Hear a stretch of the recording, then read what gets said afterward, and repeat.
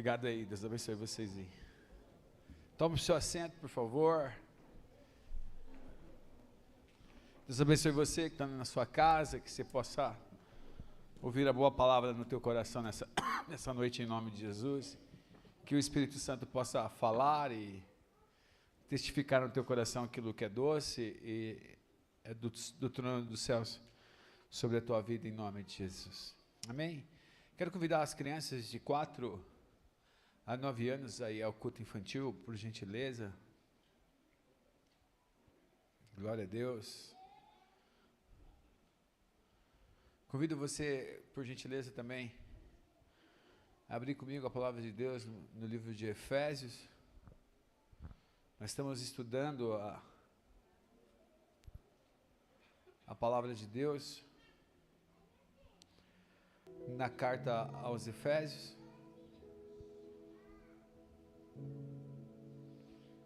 E nós temos muita expectativa em Deus, daquilo que o Espírito Santo vai ministrar aos nossos corações em nome de Jesus Cristo.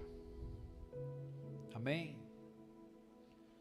O pastor vem numa sequência aí de 11 sextas-feiras ministrando aqui alguns livros para vocês. Nós falamos de Filipenses, depois falamos de Filemão, Abacuque. Estamos falando agora sobre Efésios. Eu tenho muita expectativa que Deus vá entregar algo poderoso no teu coração. Antes da escrita, a fonte mais saudável e mais assertiva de comunicação eram os mensageiros. Eles levavam as informações e se construía um elo de muita confiança naquele que levava a mensagem. Com a chegada da escrita, se consolidou a veracidade daquilo que se estava falando.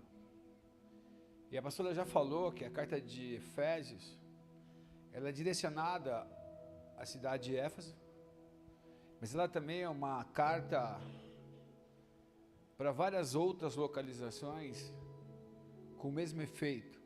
Tem origem, destino, mas pode ser usada em qualquer lugar onde ela se encaixa. Eu creio que a palavra percorreu aí mais de 2000 anos. A carta se manteve pura, ela tem a essência da escrita original. E é dentro do capítulo 3 que Deus vai falar aos nossos corações. A tradução que eu uso aqui, para quem for projetar, é NVI. Eu queria orar antes da gente fazer uso da palavra. Deus, em nome de Jesus, venha sobre nós, Espírito Santo, fala aos nossos corações. Traz sobre nós a tua doce palavra, enche os nossos corações. Fala de forma assertiva, transforma, transborda as nossas vidas.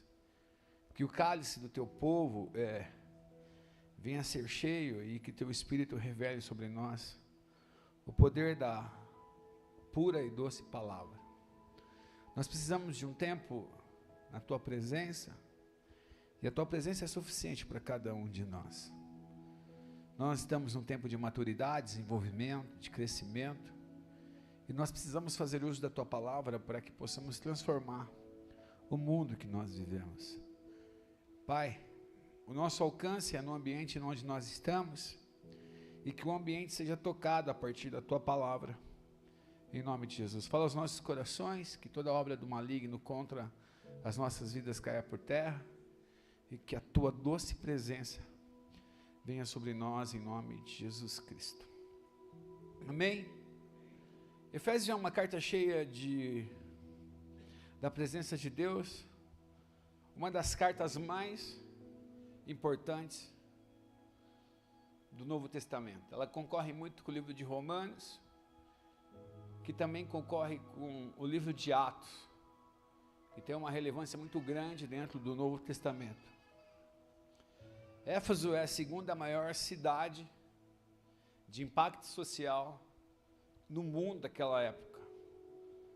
Paulo, ele vai a Éfeso, ele implanta a igreja, ele deixa Priscila e Áquila lá, e eles começam a discipular aquele lugar, E depois de um tempo, o apóstolo Paulo volta para Éfeso e fica 3 anos instruindo aquele lugar e formando a igreja de Cristo. Na sequência desse período, Paulo vai para Cesareia, você conhece bem a história, e lá ele é preso. De Cesareia, ele é direcionado para Roma, e ele fica distante da igreja de Efésios. Ele está em uma prisão domiciliar, ele não está sozinho. As escrituras nos fazem entender que Paulo está preso a um soldado, dentro de um ambiente comum, um ambiente social, dentro de uma casa. E lá ele está junto com Tito, lá ele está junto com Onésimo e com outros amigos. E é nesse período desse cárcere distante de Éfeso que ele vai escrever uma carta para os amigos, para a igreja que está em Efésio. É nesse mesmo período também que Paulo ele escreve a Filemon, ele escreve a carta de Filemon, ele escreve a Colossenses, e ele consolida esse escrito na prisão, no texto de Efésios. No capítulo 1, o apóstolo Paulo vai trazer a redenção de Jesus Cristo, ele vai falar do amor de Deus e da importância que nós temos como igreja de amar o próximo. Aí Paulo chega no capítulo 2, ele traz aquela visão horizontal e vertical, que nós temos que amar a Deus e amar ao próximo e trazer esse conceito à vida das pessoas. E nós chegamos no capítulo 3 e ele vai trazer revelações. Você vai ver que no capítulo 3 ele vai falar sobre mistérios, onde se consolida o evangelho perpétuo à igreja de Éfeso. Nós sabemos que a igreja de Éfeso, ela é evangelizada no mundo onde as pessoas elas adoram a deusa Diana. A cidade de Éfeso é uma cidade que vive atrelada a outros deuses além de Diana. Eles seguem ali ritos de filosofia, eles seguem ali alguns costumes que eles têm religiosos muito fortes. E se você pegar o capítulo 3, o apóstolo Paulo ele vem desconstruir uma crença que é unânime na igreja de Éfeso. Eles acreditam em muitas superstições, eles acreditam em muita sorte. As pessoas eram atraídas pelas revelações de Diana, elas eram atraídas pelos aqueles contos de filosofia, elas eram muito crentes naquilo que eles criam. E o apóstolo Paulo vai trazer uma palavra que vai levar essas pessoas a terem um encontro com Jesus Cristo. E quando ele vai escrever o capítulo 3, se você tiver a oportunidade na tua casa de ler o capítulo 3, ele vai falar que tem um mistério para contar à igreja de Éfeso. E como eles têm a mente deles atrelada a superstições, a revelações, a muito do que é o ocultismo, ele vai usar das palavras assertivas, ele está fazendo um trocadilho de palavras, para que o evangelho chegue no coração daquelas pessoas de forma esperançosa e que elas fiquem cativadas por aquilo que ele está escrevendo. Ele começa o texto falando de algo que ele vai revelar às pessoas. Eu queria que você abrisse comigo no versículo 1, capítulo 3 de Efésios.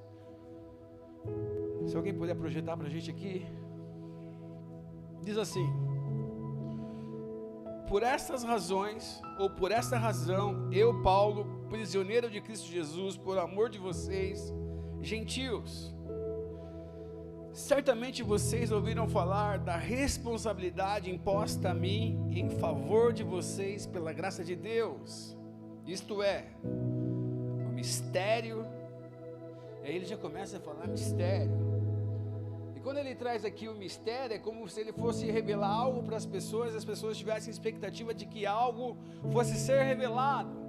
É como se eu tivesse, olha para o pastor aqui, como se eu estivesse cobrindo esse altar com um pano, e dissesse aqui que embaixo desse pano tem algo que eu iria revelar a eles. Então Paulo começa a carta dizendo assim: eu tenho algo, isto é o mistério que me foi dado a conhecer por revelação, como já lhe escrevi brevemente. Para um pouquinho por aí. A razão dessa parte do texto é que não há mais separação entre os povos. que somos todos de Jesus Cristo. Paulo está fazendo aqui uma união entre os judeus e entre os gentios. Deus conciliou todas as pessoas para Ele. E Paulo, ele afirma no capítulo 3 de Efésios, que o segredo a ser contado a Efésios, a igreja de Efésios, que todos eles são filhos de Deus, como os judeus são filhos de Deus, que todos têm a mesma paternidade, a mesma filiação de Deus. E ele vai dizer, e por esse motivo, eu estou preso. Qual é a razão da minha prisão? A razão da minha prisão é eu ter a revelação de contar a vocês que eu sou filho e que vocês também têm condição de ser filhos. Ora éramos gentios e agora nós fomos enxertados, fomos adotados e temos Deus como nosso Pai. O amor dele em mim é tão grande que ele me tornou prisioneiro em função daquilo que eu estou revelando para vocês. É como se o apóstolo Paulo estivesse escrevendo uma carta falando assim, gente, eu estou preso porque eu recebi uma revelação, eu recebi uma informação privilegiada, e por estar passando essa informação privilegiada, eles me prenderam, porque eu estou contando para todo mundo que vocês são filhos de Deus, como os judeus são filhos de Deus, como eu também sou filho de Deus. Porém, a posição dessa palavra aqui, quando ele fala que ele é prisioneiro de Cristo, dá entendimento que ele está preso fisicamente, num cárcere, mas que ele também é preso em Jesus Cristo. E essa prisão, escrita aqui no texto, é como se ele tivesse amarrado em algo ou em alguém. E quando Paulo ele faz essa afirmação, ele está dizendo assim, eu estou preso fisicamente, mas eu estou preso em Jesus Cristo. Eu estou preso no Senhor. Há uma prisão maior do que essa prisão romana. Há uma prisão maior no meu coração do que isso que me prende. E quando eu escrevia essa mensagem para vocês, eu me lembrei que quando Jesus ele estava indo para ser preso, estava indo para ser julgado, e quando ele chegou ali perto daqueles que o prendiam, aqueles que o prendiam disseram para Jesus assim, você sabe que eu tenho capacidade para te libertar se eu quiser. Quando Jesus chegou diante de Pilatos, você vai perceber que Pilatos fala assim, se eu quiser eu te liberto, Jesus, tenho poder para isso. E você vai ver Jesus respondendo para Pilatos, amigão, você não tem autoridade nenhuma sobre mim, a não ser a autoridade que o meu Pai te deu. Jesus ele vai afirmar no capítulo 10 de João, dizendo, ninguém tira a minha vida eu dou voluntariamente àqueles que me amam. Paulo ele vai acessar um nível de intimidade no capítulo 3, no versículo 3, quando ele diz que ele é prisioneiro de Cristo, afirmando que as ataduras humanas não são nada perto daquilo que Jesus o conectou aos céus. É como se ele estivesse afirmando assim, há prisões humanas, há cadeias humanas, há limitações humanas, há dificuldades humanas, mas eu me tornei um prisioneiro de Cristo, e em Cristo eu posso todas as coisas, eu vivo por Ele, eu ando por Ele, e eu sou feliz por estar aqui prisioneiro de Cristo. Pela graça me amarraram, e essas amarras aqui não têm poder de me calar e de dizer o quanto eu o amo. Quando nós entendemos a graça de Deus sobre as nossas vidas, e o quanto participantes do reino de Deus nós somos aqui nessa terra, nenhuma amarra, nenhuma dificuldade, nenhuma luta tem poder de nos prender. Quando nós entendemos que a graça do Senhor nos alcançou, nós vamos muito além daquilo que os nossos olhos podem olhar. Um homem na prisão, numa condição de morte, que vai ser condicionado à morte, ele vai declarar, não se entristeçam, porque eu estou aqui, porque eu tenho muito amor de estar aqui, eu estou preso em Jesus Cristo. E no versículo 2 ele vai dizer assim: certamente vocês ouviram falar da responsabilidade imposta a mim em favor de vocês pela graça de Deus. Ele está falando assim: Deus me deu uma responsabilidade tão grande de cuidar de vocês. Eu estou escrevendo essa carta aqui para vocês porque eu tenho isso como missão. A graça me alcançou e a graça me deu responsabilidade. Eu ganhei algo de graça do Senhor, ganhei uma responsabilidade de levar o evangelho genuíno a vocês. O evangelho de Jesus Cristo, o evangelho que salva. Esse evangelho que me alcançou precisa chegar em vocês. É uma maravilha o que eu estou escrevendo para vocês. Pela graça que Deus me deu, eu escrevo a vocês, para que vocês possam anunciar as boas novas de Jesus Cristo. Nós anunciamos, nós fazemos, nós nos dedicamos, porque nós somos prisioneiros de Cristo, porque nós somos um com Cristo. Quanto mais você conhece de Deus, mais responsabilidade você assume em Deus. Quanto mais você conhece de Deus, mais responsabilidade você tem de Deus. Eu sou prisioneiro dele, e pela graça, eu assumi uma responsabilidade tão grande que eu não posso deixar vocês aí sem que vocês recebam o que eu estou recebendo aqui. Eu tenho um mistério para contar para vocês.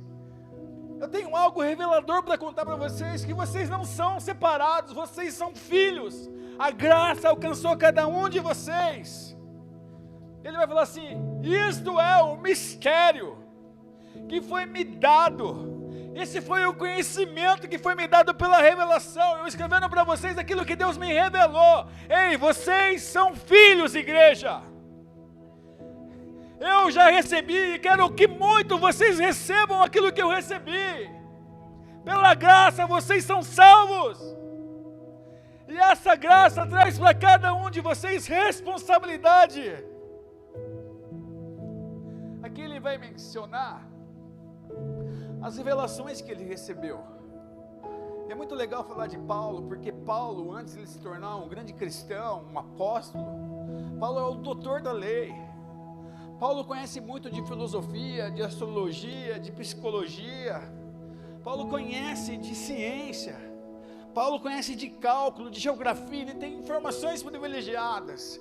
E quando Paulo vai falar aqui com o povo místico, com o povo que é idólatra, ele tem conhecimento do grego, do hebraico, do aramaico, de todas as línguas do tempo. Ele tem uma percepção muito grande de mundo. Ele tem uma noção espacial muito grande. Quando ele vai escrever, ele não vai ser errante na escrita. Você vai ver que quando ele escreve a Filemão, ele escreve assertivamente.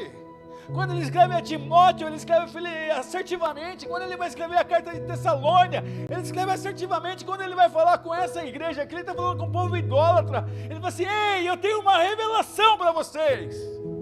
Imagina alguém no cenáculo ou no templo lendo aquela carta. As pessoas se arrumam na cadeira, elas se posicionam. Qual será a revelação que está vindo de Deus para as nossas vidas? Ei, vocês são filhos. Eu sou filho. Os grandes homens, eles se tornaram filhos. Abraão se tornou filho, Noé se tornou filho, os juízes se tornaram filhos, e eu e você também somos filhos. O Senhor nos aceitou, Ele nos enxertou. Nós somos dignos de ser chamados filhos. Essa é a revelação que Paulo vai contar à igreja de Efésios, que é um evangelho de boa notícia, que é um evangelho de coisas novas, de coisas boas. Se o tempo fosse hoje, a notícia seria mais ou menos assim: ei, vocês que estão reunidos aqui nessa noite, pela graça, foi me dado responsabilidade de dizer a cada um de vocês que vocês são filhos. E você vai ver na sequência que ele vai dizer: vocês são cordeiros, co-participantes, vocês são dignos de receber tudo aquilo que o céu prometeu, muito mais do que vocês imaginaram, ou muito mais do que vocês pediram. É o que o Pai tem para você, tudo que habitou nele habitará em vocês. Ele está falando aqui, chega no versículo 4, ele diz assim: ao lerem isso, vocês poderão entender a minha compreensão do mistério de Cristo. Aí o pessoal volta, está vendo mais mistério aí. Ele vai no versículo 5, diz: esse mistério, aí o pessoal falou, mais um mistério, que legal. Não foi dado por conhecer os homens das outras gerações, agora foi me revelado pelo Espírito Santo aos apóstolos, mas agora foi revelado pelo Espírito aos santos apóstolos e profetas de Deus, a saber que mediante o Evangelho os gentios são cordeiros com Israel, membros do mesmo corpo e co-participantes das promessas em Cristo Jesus.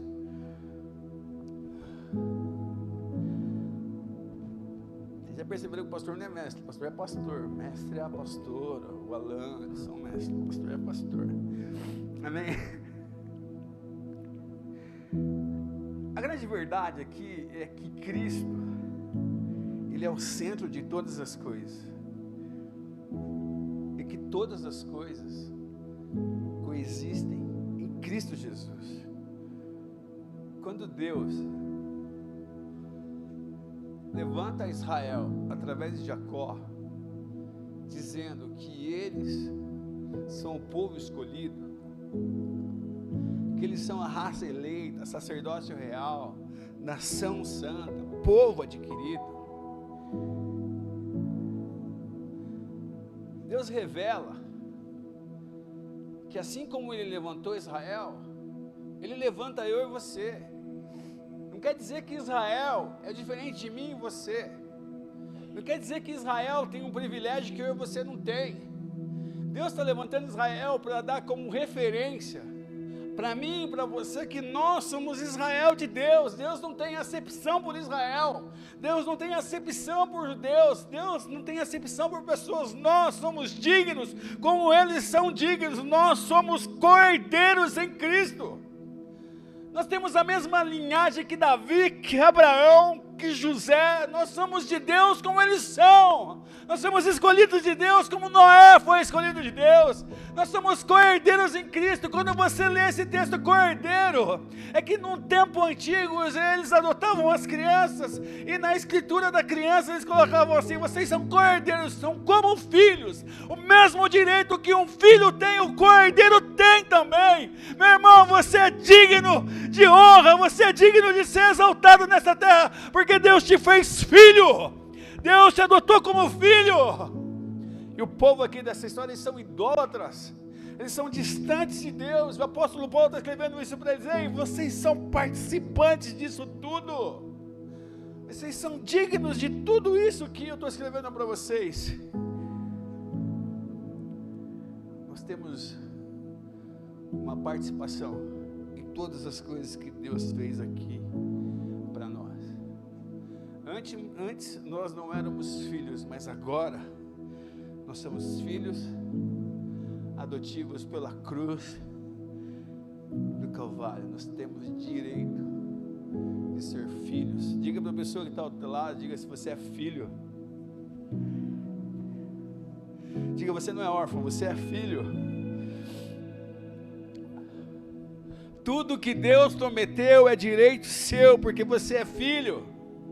Nós temos direitos iguais a Israel, nós somos filhos. Todas as promessas do Antigo Testamento, todas as promessas de Deuteronômio capítulo 28, todas as promessas escritas na palavra de Deus, Deus escreveu aos filhos. E Paulo vai trazer uma revelação aqui, dizendo: nós somos membros do mesmo corpo, independente de raça, de idade, de condição econômica. Todos nós temos a mesma natureza, temos o mesmo DNA, temos a mesma participação de Deus em nossas vidas. Nós somos filhos de Deus. Assim como Deus nomeou grandes patriarcas, assim como Deus levantou grandes profetas, reis, juízes, assim como Deus levantou grandes sacerdotes sobre a terra, assim como Deus levantou levitas, homens especiais, Deus levanta eu e você. Nós somos cordeiros, co-participantes, nós temos responsabilidade, nós somos alcançados pela graça, nós temos uma palavra que nos dá base. Ei, igreja de Efésios, ei, igreja da Vila da Prata, vocês têm participação em tudo isso. Filhos, iguais, membros do mesmo corpo, com a mesma filiação, nós somos filhos do mesmo Pai. Somos diferentes, pensamos diferentes, andamos diferentes, temos estilos de vida diferentes, mas nós temos o mesmo Pai, as mesmas promessas, temos a mesma participação na mesa, em nome de Jesus. Ele vai dizer assim: vocês também são co-participantes da promessa. Todas as promessas são reservadas para você e para sua família. Tudo que a palavra de Deus tem de revelação, ela me deu e te deu.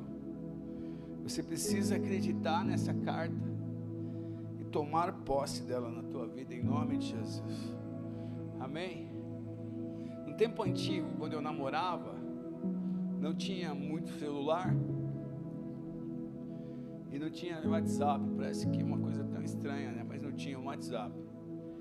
E eu lembro que eu mandava carta para a pastora e eu escrevia assim: eu te amo, sou apaixonado por você. E eu mandava a carta pela postagem, chegava na casa dela. Quando ela recebia a carta, ela acreditava naquilo que estava escrito. É como se estivesse falando aquilo que eu estava expressando no sentimento. Não tinha como Paulo instalar com eles. Eles não iam mais se ver. Mas era como se ele estivesse lá dizendo: ei, vocês são cordeiros, são co-participantes, vocês são filhos de Deus, são filhos da promessa. Tomem posse daquilo que eu estou escrevendo para vocês. Vocês têm direito de tudo aquilo que Deus fez por vocês. Amém? Aí no verso 7 ele vai dizer assim: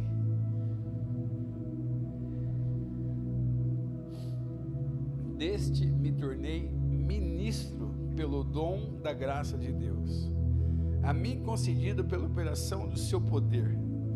Embora eu seja o menor dos menores dentre todos os santos, foi-me concedido essa graça de anunciar aos gentios as insondáveis riquezas de Cristo. O apóstolo Paulo, ele é conhecido como o apóstolo dos gentios. Amém? Você vai ver o apóstolo Pedro, ele foi muito grande. Você vai ver André, você vai ver os apóstolos fazendo coisas grandiosas, você vai ver feitos extraordinários dos apóstolos. Mas Paulo, ele tem uma particularidade com os estrangeiros. Paulo tem uma particularidade com aqueles que estão distantes, com aqueles que não estão perto, com aqueles que estão fora. E ele diz no versículo 9: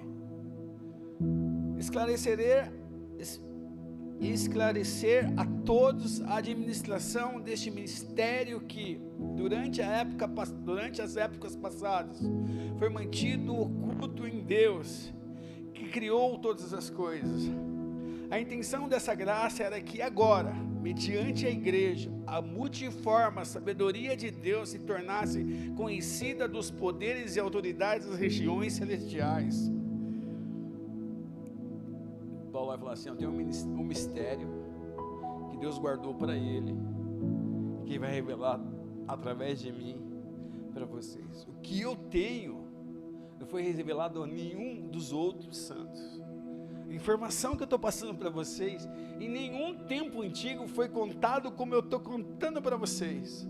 E o apóstolo Paulo vai começar a falar de algo que Joel não falou, de algo que Isaías não falou, de algo que Jeremias falou.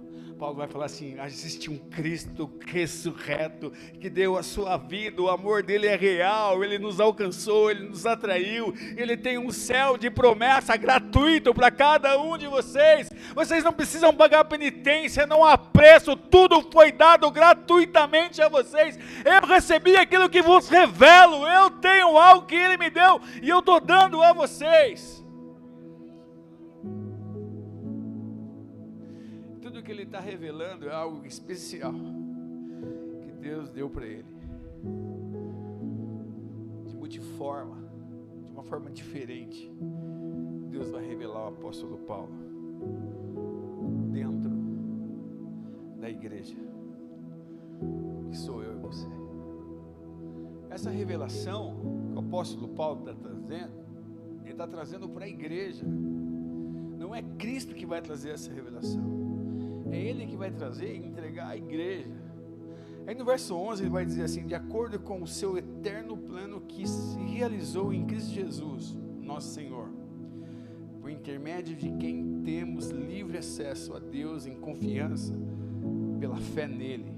Portanto, peço-lhes que não desanimem por causa das minhas tribulações em seu favor, pois elas são uma glória para vocês. Versículo 13 novamente: portanto, não desanimem, porque eu estou aqui preso, por causa das minhas tribulações, porque por elas são por vocês, para que a glória de Deus se manifeste em vocês. Paulo está tão preocupado com a igreja de Efésios, para que eles não voltem aos velhos costumes, que ele diz assim: não se entristeçam, não se preocupe, porque eu estou aqui preso. A minha prisão tem que ser um motivo de comemoração por vocês, tem que ser uma boa notícia, tem que ser algo de contentamento para vocês, porque vocês são a igreja que vão escrever a história, vocês são a igreja que vai anunciar a boa nova às próximas sociedades. Assim como a boa nova me chegou a vocês, chegarão a outras gerações. A igreja é o agente de Deus aqui nessa terra. A igreja, irmãos, ela nunca será perfeita, porque a igreja ela é constituída de pessoas imperfeitas. A igreja tem eu e tem você. A igreja somos nós, mas a igreja é o lugar onde Deus usou, ou Deus escolheu se revelar. É na igreja que nós formamos o nosso caráter cristão. Jesus, ele foi quem edificou a igreja. E quando ele vai dizer a Pedro sobre a igreja, ele diz: sobre essa pedra edificarei a minha igreja. E ele fala da pedra de esquina, que não tem ponto, que não tem separação, que não tem ponto de preferência, que todos os lugares são bem-vindos e são aceitos, são colocados da mesma forma. A igreja que Cristo fundamenta é uma igreja que tem raiz, é uma igreja estabelecida. No Sermão do Monte, quando ele vai falar dos fundamentos, o homem sábio edifica a sua casa sobre a rocha, o homem prudente edifica a sua casa sobre a rocha. Quando ele vai estabelecer a igreja, ele vai falar que ele estabelece a igreja sobre a rocha, que é ele, a pedra de esquina. A igreja de Jesus é inabalável, meus irmãos. A igreja nunca será vencida, a igreja ultrapassará gerações, a igreja é a obra perfeita de Deus nessa terra, e a igreja é algo construído por Jesus Cristo. Ele edificou a igreja, Ele é o Senhor da igreja, Ele morreu pela igreja, Ele é o noivo da igreja, da noiva. A igreja de Jesus, ela é perfeita, é imaculada, ela é veste branca, a igreja do Senhor. O apóstolo Paulo está falando que essa verdade é anunciada a essa igreja, e eu e você somos o centro dessa igreja, nós formamos a igreja. Irmão pastor, por exercício do ofício, nós somos defensores da igreja. Nós sempre defenderemos a igreja, como se estivéssemos defendendo alguém da nossa igreja, porque nós entendemos o que é ser igreja, nós entendemos o papel, a importância, a responsabilidade de ser igreja. Que você entenda que esse evangelho gratuito, de revelação, de poder, de unção, foi te dado como igreja de Jesus Cristo nessa terra. Você tem uma responsabilidade como igreja, você tem uma missão como igreja, você faz parte desse corpo, você foi alcançado para ser igreja. Nós somos participantes, co-herdeiros, nós temos privilégios em ser igreja, mas nós temos responsabilidade em ser a igreja genuína de Cristo nessa terra. Daí no versículo 14 ele diz assim: por essa razão ajoelho-me diante do Pai, do qual recebe o nome de toda a família nos céus e na terra. Oro para que, com as suas gloriosas riquezas, Ele os fortaleça no íntimo do seu ser com poder, por meio do seu Espírito, para que Cristo habite nos seus corações mediante a fé. O apóstolo Paulo estava assim: eu oro para que vocês estejam arraigados, alicerçados em amor, possam juntamente com todos os santos compreendam a largura, o comprimento, a altura e a profundidade, e o conhecer o amor de Cristo que excede todo conhecimento, para que vocês sejam cheios de toda a profundidade, e conhecer o amor de Cristo que excede todo conhecimento, para que vocês sejam cheios de toda a plenitude de Deus. Aquele que é capaz de fazer infinitamente mais do que tudo o que pedimos ou pensamos, de acordo com o seu poder que atua em nós. A Ele seja a glória na igreja, em Cristo Jesus, por todas as gerações, para todos sempre. Amém. O apóstolo Paulo, ele faz uma introdução, ele faz uma pregação para os Efésios, e depois ele vai orar pelos Efésios. Ele ora assim: eu oro para que vocês sejam cheios de Deus. O mundo vive uma escassez de falta. As pessoas possuem falta de paz, falta de preenchimento, falta de propósito, falta de recurso e alegria, de esperança e de expectativa. As pessoas andam perdidas, com ventos de variações. E o apóstolo Paulo, ele fala assim: eu oro para que vocês sejam cheios, para que vocês tenham totalidade de Deus, para que vocês andem no amor de Deus, e que o dom de Deus alcance vocês através do poder. Ele vai dizer assim: eu oro mais para que Deus acesse o íntimo de cada um de vocês, para que o íntimo de vocês sejam preenchidos, e vocês não sofram com as realidades do tempo presente. É como se Ele estivesse falando comigo e com você hoje: ei, você tem uma identidade de Deus, Deus te fez filho, Ele te alcançou pela graça, você tem um nome no céu, meu irmão. Em nome de Jesus, você tem uma paternidade, mais do que pai terreno, mais do que mãe terrena. Você tem um Deus que te escolheu, Deus te chama de filho, Deus te nomeou, Deus tem uma paternidade sobre a tua vida, meu querido. O Senhor te aproxima nessa noite, em nome de Jesus Cristo. Você não anda perdido, Ele te enraigou, Ele te alicerçou, meu irmão, em nome de Jesus Cristo. Você está próximo de Deus. Você tem fundamento em Deus. Minha oração é para que o íntimo de vocês seja transformado. Esse é o meu pedido. Eu não estou preocupado com o exterior de vocês. Eu não estou preocupado com a aparência de vocês, igreja de Éfeso. Eu estou preocupado com o interior de vocês, que o interior de vocês sejam cheios de Deus, que vocês sejam fortalecidos em Deus, Que vocês sejam alicerçados em Deus, que vocês estejam arraigados em Deus, que vocês estejam fortes em Deus.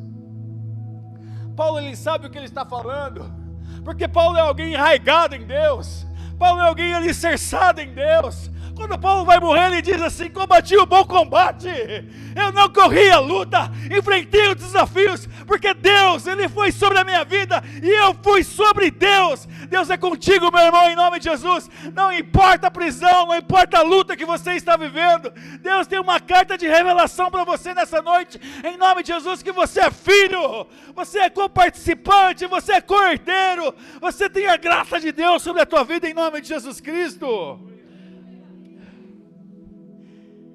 Sejam cheios da Trindade, cheios de um Deus Pai, de um Deus Filho, de um Deus Espírito Santo sobre a vida de vocês. A fortaleza de vocês não está no exterior, a fortaleza da igreja está no interior. A fortaleza da igreja não está naquilo que aparentemente se vê, está naquilo que não se vê. O lado de fora revela quem nós somos por dentro. A palavra de Deus diz no livro de Provérbios que se você se mostrar frouxo no combate você será frouxo. O mesmo texto em outra tradução diz que se você mostrar-se fraco no combate, você será fraco. Lucas vai fazer um entendimento desse texto, vai dizer assim: como você se vê, assim você é. Paulo está falando para a igreja aí: vocês precisam ser fortes dentro, porque se vocês forem fortes dentro, vocês serão fortes fora. Diga para a pessoa que está ao teu lado, fala: meu irmão, em nome de Jesus, é dentro. O Senhor tem algo dentro de você. Daí ele continua a oração dizendo assim: para que Cristo habite em vocês mediante a fé. Eu estou mandando uma carta para vocês, para que vocês conheçam Cristo, e para que vocês conheçam Cristo na sua totalidade, altura, profundidade. Ele está brincando com as palavras aqui, o apóstolo Paulo, mas ele está falando para a igreja assim: e vocês precisam conhecer Ele em sua totalidade. Vocês precisam conhecer Deus mais de perto. Vocês precisam ter o conhecimento absoluto de Deus, arraigados e alicerçados no amor de Deus. Eu lembro que há alguns anos atrás eu ministrei uma palavra chamada arraigados em Cristo. Uma semente, uma raiz, quando ela fica arraigada, aqui em Mogi nós temos um exemplo muito bonito de se ver, próximo ao Teatro Municipal ali. Quando você passa perto do Teatro Municipal, tem algumas árvores, elas são bem grandes, elas têm as suas raízes expostas ali. Aquelas raízes, elas se entrelaçaram. Não sei se vocês conseguem ver aquelas raízes entrelaçadas. As raízes pela parte de trás da árvore, elas se entrelaçaram à árvore de trás. Elas estão enraigadas uma na outra. Elas estão tão fortes que elas perderam as suas identidades. Não se dá para saber se a raiz é da árvore A ou da árvore B. O que Cristo está falando, o apóstolo Paulo está falando assim: vocês têm que estar tão conectados em Deus que se perceba Deus nos seus passos.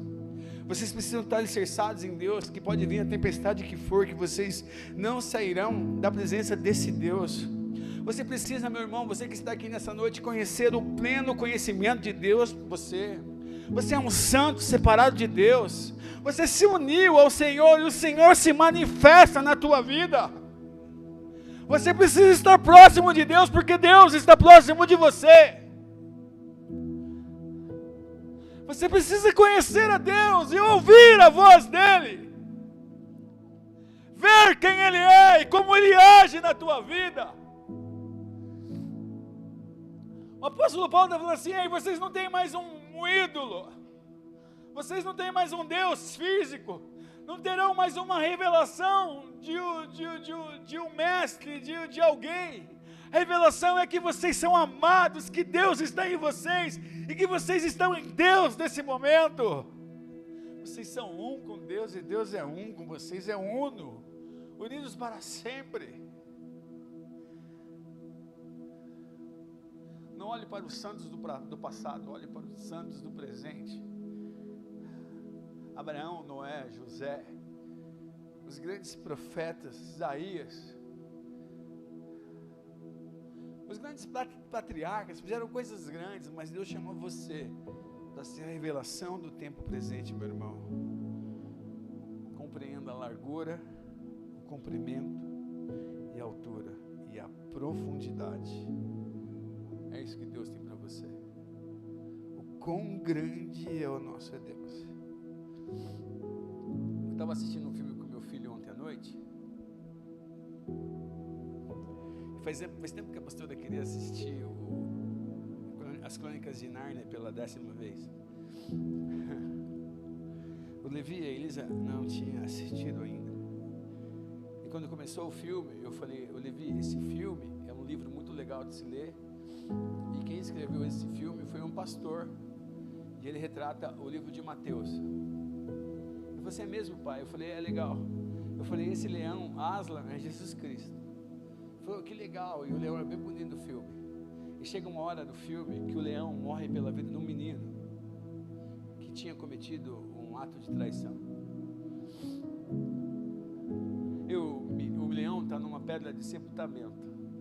Eu falei: Levi, olha para mim, o que vai acontecer com o leão agora? Ele falou assim: não, pai. Eu falei: o que vai acontecer? Ele falou: não acredito que o leão vai ressuscitar. Ele ressuscitou.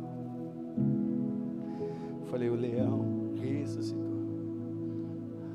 Você precisa entender, irmão, o leão ressuscitou, na largura, na profundidade, no comprimento. Ele é grande. O Deus que você serve não tem dimensão humana, não dá para se medir, não dá para se medir a altura, a profundidade. Ele é maior do que se pode imaginar. Tinha uma deusa Diana, uma estátua naquele lugar que era grande, imponente. Quando Paulo escreve isso, diz: não há tamanho, não há profundidade, não há percepção humana, o tamanho do Deus que eu estou falando para vocês. Oh, meu querido, o teu Deus é muito maior do que você possa imaginar.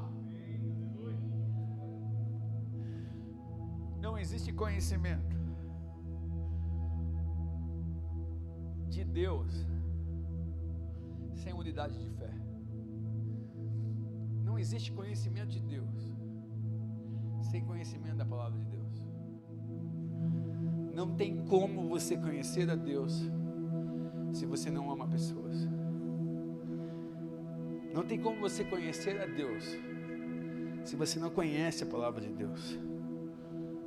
Não tem como conhecer a Deus se você não tiver uma experiência com Jesus Cristo. E o apóstolo Paulo fala de conhecer, e ele fala de conhecimento. Ele fala de conhecer e ele fala de conhecimento. Eu busquei algumas definições sobre conhecer e conhecimento hoje. Conhecer é saber que a maçã é um fruto. Conhecimento é saber que uma maçã é saborosa, que tem propriedades, que tem vitaminas. Saber o gosto de uma maçã. Conhecer Deus é muito importante, mas conhecimento é experimentar Deus, é sentir o cheiro de Deus, é poder andar com Deus, é saber que Ele é a voz na escuridão, é saber que Ele é a luz em meio ao caos, é saber que Ele é Pai, que Ele é Senhor, que Ele é soberano, que desde o princípio de todas as coisas, desde a fundação do mundo, Ele é o que Ele é. Conhecer a Deus é palpável, é tangível o Deus que nós servimos. Nós precisamos, como igreja, amar. Nós, como igreja, precisamos conhecer. E como igreja, nós precisamos experimentar esse Deus.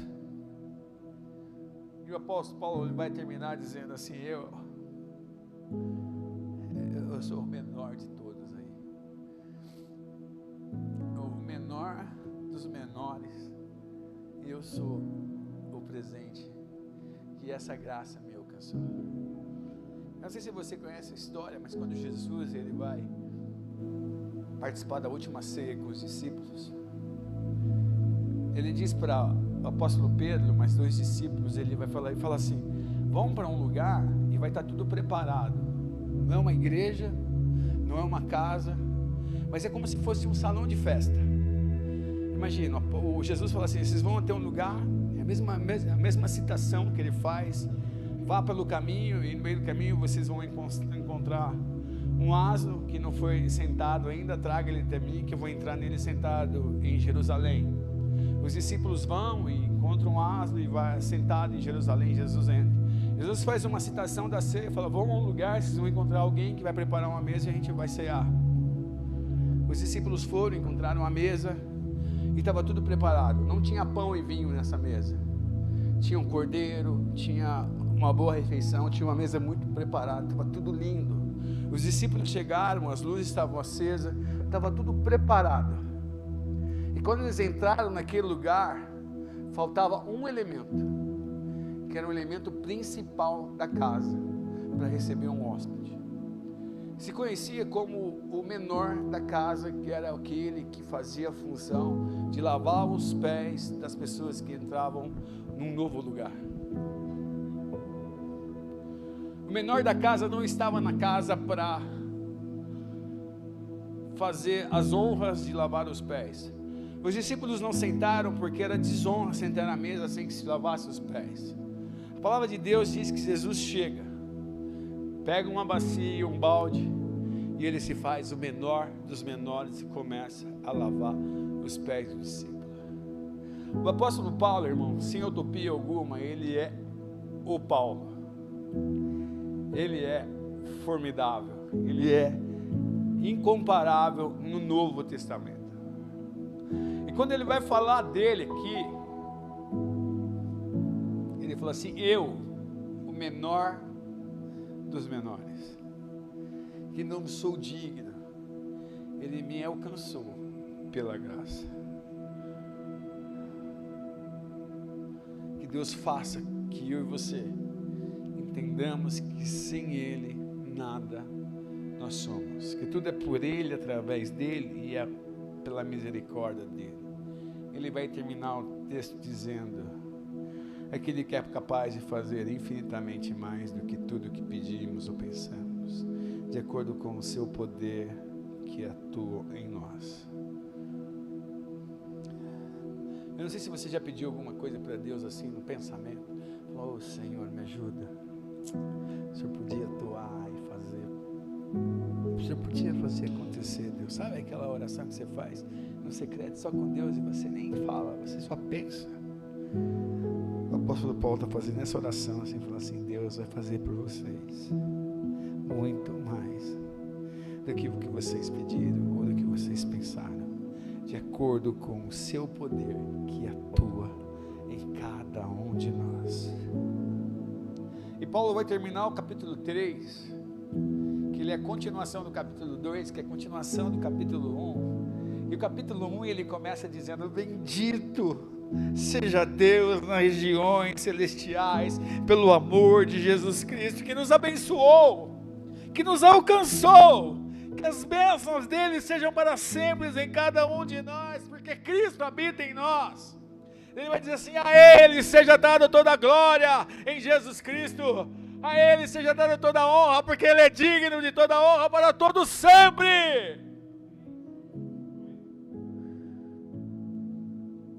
E Paulo, ele encerra o capítulo 3, ele vai começar o capítulo 4. Eu não vou entrar no capítulo 4. Pedindo a glória de Deus sobre a vida de Efésios. Que a glória de Deus venha sobre a sua vida, meu irmão, nessa noite, em nome de Jesus. Que a glória de Deus alcance a tua casa, em nome de Jesus. Que o Evangelho de Jesus Cristo alcance a tua vida, em nome de Jesus. E que você seja transformado por Ele. que o teu caráter, o teu modo de viver, o seu estilo de vida seja moldado por Deus em nome de Jesus Cristo. Eu quero orar com você, eu queria te convidar a fechar os teus olhos, fica sentado mesmo em nome de Jesus Cristo.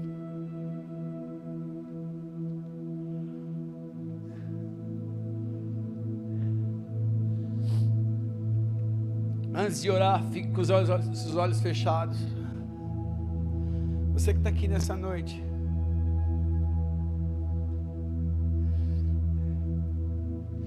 e se sente menor dos menores, eu queria dizer que é mentira do diabo. Você é filho, você é filha, você é cordeiro, você é coparticipante. Você é digno e digna sim daquilo que Ele te entregou. Você é filho de Deus. E que o plano perfeito do Senhor te alcance em nome de Jesus. Que o Senhor te visite e Ele faça grandes coisas na tua vida em nome de Jesus. Espírito Santo, visita essa vida nessa noite. Constrói nele, nela algo grandioso e poderoso. Faz nele e nela, Pai, algo diferente em nome de Jesus. Que o Espírito Santo de Deus trabalhe e se mova no coração da igreja em nome de Jesus.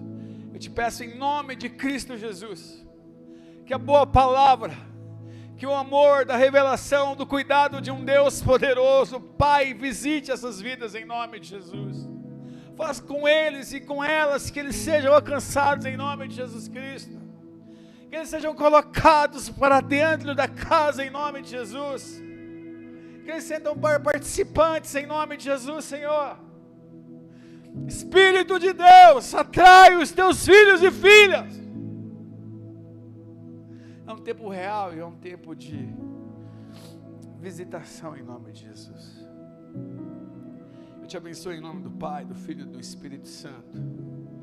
Que o Senhor te faça receber a boa palavra e que o Espírito Santo seja presente na tua vida em nome de Jesus, e você seja digno de ser abençoado e tocado por Deus em nome de Jesus Cristo. Você que está aqui e gosta da igreja,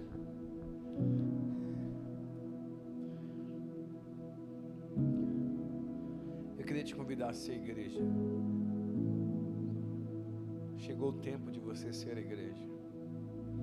A palavra de Deus fala que Abraão tinha um homem que era um servo leal dele, chamado Eliezer. Eliezer, ele é estrangeiro, ele não tem nada a ver com Abraão. Se Abraão não tivesse Isaac, Eliezer seria o herdeiro de Abraão. Em todos os escritos, Deus sempre aproximou os gentios. Se você pegar a história de Raabe, ela não tem nada a ver com a linhagem de Jesus Cristo. Ela é enxertada no Evangelho, porque Deus a atraiu. Se você pegar a história de Ruth não tem nada a ver com o Evangelho, ela foi enxertada dentro do Evangelho. Deus sempre aproximou os estrangeiros. Deus tem algo particular com a tua vida. Deus quer te usar como filho. Deus quer te colocar na videira verdadeira, para que você dê fruto e que você viva algo diferente na tua vida, em nome de Jesus. Essa carta alcançou os gentios dizendo assim: ei, vocês são filhos, vocês são dignos. Tudo que Cristo conquistou na cruz é direito seu, é promessa sua, é para que você viva infinitamente mais do que você imagina. Que o Espírito de Deus venha sobre a tua vida, em uma nova fase, um novo tempo, um novo direcionamento de Deus venha sobre a tua vida, em nome de Jesus.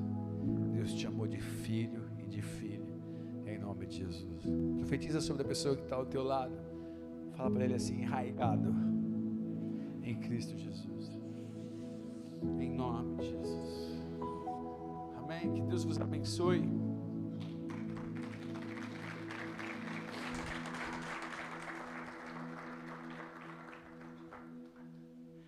Poderosamente, que o Espírito Santo venha sobre a tua vida. A expectativa é que sexta-feira que vem a pastora encerre essa série aqui com vocês, em nome de Jesus. Amém? E que você deguste da palavra de Deus com propriedade. Se você não participa, eu queria te convidar a preencher a sua agenda. Segunda-feira nós temos um discipulado aqui, que tem algumas particularidades, é muito bom você estar conosco, amém? Temos um grupo de mais de 20 pessoas. Se você tem sede de conhecer a palavra de Deus, ali é um fórum aberto, a gente tem a oportunidade de trocar as nossas experiências e você é direcionado na palavra de Deus. Amém? Quero convidar você que trouxe o teu dízimo, a tua oferta, mas antes eu gostaria de ministrar para você, ministrar o seu coração, que nós cremos que o que mantém a igreja são dízimos e ofertas. Nós temos muito respeito e buscamos de sabedoria de Deus para falar que quando nós falamos de dízimo e oferta, é para nós sermos assertivos na sua vida. Eu sempre penso que para mim educar a minha filha a não fazer coisas erradas, eu não preciso mostrar para ela o que é errado, eu preciso mostrar para ela o que é certo, e se ela obedecer, ela sempre vai andar no caminho certo. Você tem uma pauta que eu não quero levantar com ela, eu não preciso fazer uso do fruto de mostrar pessoas drogadas, para que ela veja consequências de pessoas drogadas, para que ela não faça uso de droga. Eu preciso só orientar ela. Falei, Elisa, você é a princesa de Deus. Deus tem o melhor dessa terra para você. Anda sempre no caminho certo. Não preciso mostrar o que é errado. Igreja Santa do Senhor Jesus. Nós tratamos essa pauta na igreja com muito carinho, com muita leveza. Se você quer ter uma vida financeira abençoada, você precisa de, primeiro, ser dizimista. Segundo, ser ofertante. E terceiro, ter uma saúde administrativa saudável. É como se você olhasse para um triângulo: dízimo, oferta e administração. A tua caminhada vai ser abençoada. Você vai receber, você vai conseguir guardar. Você vai receber, você vai conseguir planejar.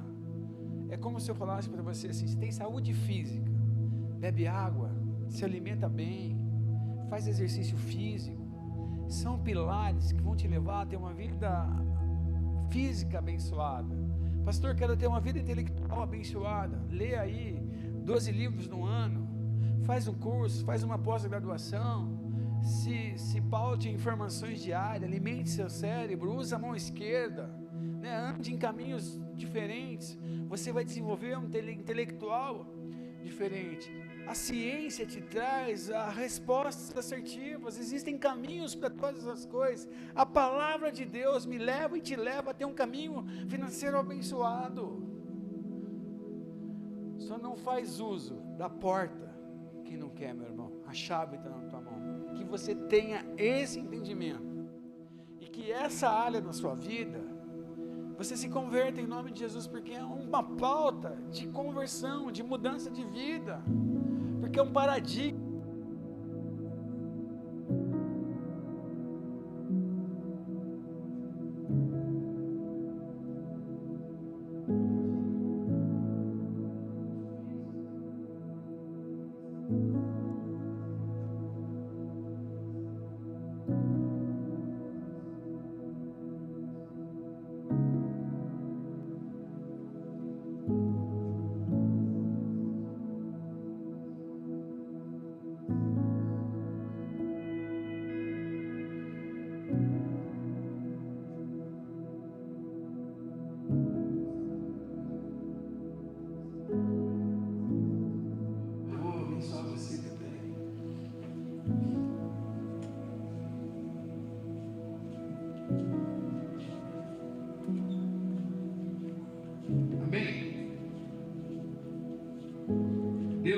abençoamos a vida do dizimista e do ofertante. E pedimos que o teu Espírito Santo cuide do dizimista e do ofertante em nome de Jesus. Prospera, cuida, toca, faz. Que o teu nome seja exaltado e que a tua glória apareça sobre a vida de cada um deles, em nome de Jesus. Eu abençoo a vida do dizimista, do ofertante, em nome de Jesus, declarando as mais ricas bênçãos dos céus sobre a vida deles, em nome de Jesus. Pode depositar aqui em nome de Jesus no altar do Senhor. Glória a Deus pela tua vida, obrigado pela fidelidade, pela responsabilidade com a causa, com o cuidado que nós temos com os dízimos e as ofertas na casa do tesouro. Amém. Glória a Deus, que Deus abençoe. Irmão, você que é homem, que está aqui, o culto vai terminar daqui 5 minutos. Não vai embora não, tá? O pastor tem um quartinho ali, queria te levar para você me ajudar a descer 300 cadeiras. Amém? Amém, irmãos? Preparado para sujar a roupa? Não vai embora não, irmão, em nome de Jesus. Amém? Acabar o culto, deixa sua esposa tomando um café ali com a sua filha, e você vai aqui com o pastor, a gente vai descer umas cadeiras rapidinho, irmãos. Não acaba as cadeiras, não sei o que acontece com aquelas cadeiras. Amém? Depois a gente vai passar uns paninhos, pôr as cadeiras para dentro, e mais ou menos umas 10 horas você vai embora na paz de Jesus Cristo. Amém? Amém, irmão? Amanhã nós temos bazar pela manhã. Começa às 9 horas, termina 1 hora. Se você puder, vem aqui abençoar nosso bazar. Se você tem alguma coisa para doar, pega lá, traz aqui na igreja, vai ser bênção em nome de Jesus. À tarde tem o chá das mulheres a partir das 18 horas. Vai ser uma bênção em nome de Jesus Cristo. Domingo é Santa Ceia do Senhor, 9 horas e 18 horas e 30 minutos em nome de Jesus Cristo. Amém? Que Deus vos abençoe. Eu queria dar um último recado em nome de Jesus. Amém, irmãos? Você que está aqui e não votou, eu queria te chamar como igreja de Jesus Cristo na terra em nome de Jesus. Irmão, se programa, é dia 30 a eleição. Amém? Você tem responsabilidade civil, moral e espiritual de votar em nome de Jesus Cristo. Amém, igreja? 31 milhões de brasileiros não votaram. Nós somos a igreja de Jesus Cristo nessa terra. Em todos os cultos até a eleição, eu vou me levantar como pastor de igreja. Amém? Nós temos uma pauta que é a palavra de Deus. E eu queria te provocar em nome de Jesus a não olhar para uma figura humana, mas olhar para alguém que Deus está levantando nessa nação. Amém? E você se levantar como igreja em nome de Jesus, na sua casa, na sua família, onde você estiver, e depender a pauta da igreja, a pauta da família, em nome de Jesus Cristo. Chegou o tempo da gente se levantar. O pastor lê, o pastor estuda, o pastor ora, eu busco a Deus, amém? E eu não estou falando aqui para vocês um tema fora de contexto. Nós somos a igreja de Jesus nessa terra, e chegou a hora de nós legitimarmos aquilo que nós acreditamos. Pastor mais A, pastor mais B, não, o recado é muito limpo, e é muito entendido aqui. Chegou o tempo da igreja de Deus se manifestar. Pastor, Deus não precisa disso. Lê Juízes capítulo 21, onde diz assim: o povo fazia o que queria porque não tinha governo constituído sobre a terra. Lê o livro de Juízes capítulo 1, capítulo 2, capítulo 3, capítulo 4, capítulo 5, capítulo 6, capítulo 7, capítulo 8, lê a história bíblica. Deus levantou sim, homens e mulheres de Deus. E chegou a hora de eu e você se levantar como igreja de Jesus Cristo. Nós amamos todas as pessoas. Nós respeitamos todas as pessoas. Nós oramos para que esse país seja o país mais abençoado da terra. Mas nós temos responsabilidade com a pauta. Em nome de Jesus. Amém, igreja? Que a graça do nosso Senhor Jesus Cristo, o amor de Deus Pai, a comunhão e a consolação do Espírito Santo seja com todos nós, hoje e para todos sempre. Assim seja. Irmãos, não vamos embora, vamos lá pegar as cadeiras em nome de Jesus Cristo.